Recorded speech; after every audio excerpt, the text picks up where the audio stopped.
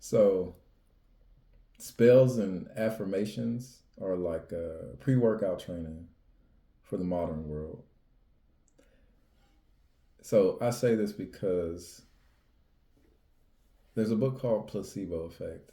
It talks about how your mind can pretty much create anything that you want. They would give people water pills and then they would give them the medication. They would give study groups water pills and the medication. And they saw that there was no significant difference in the people that got water pills than there were for the people who got the medication that was supposed to help them for any ailment. So I say that for affirmations, rituals, that sort of thing.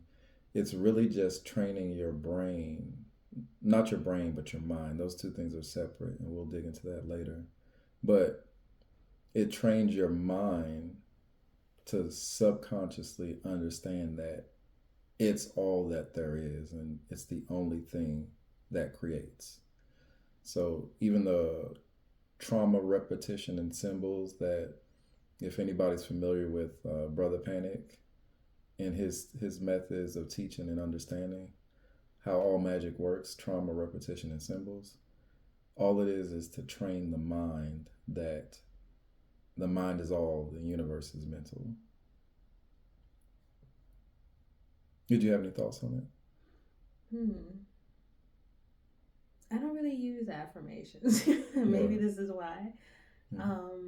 I don't find them very effective.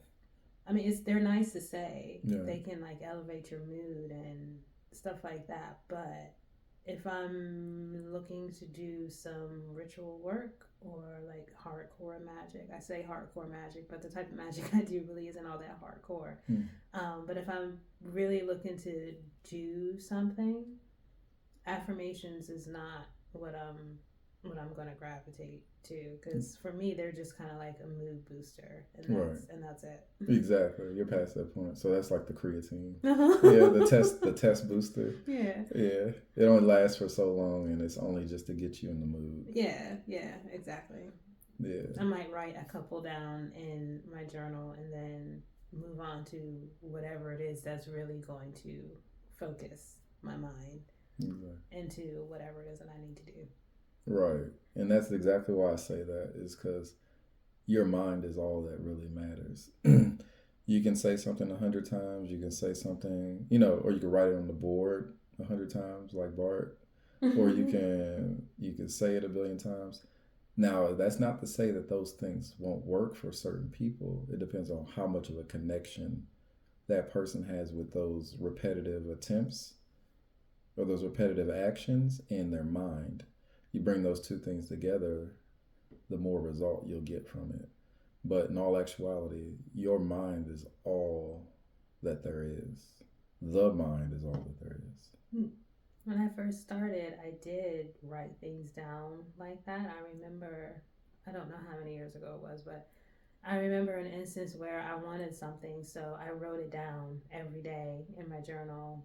I don't know how many times. Did I get it? Yes, but now I've gotten to a point where I don't need to do that anymore.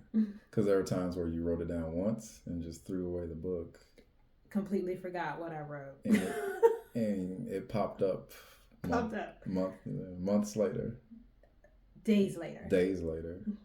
So the mind is all. The universe is mental.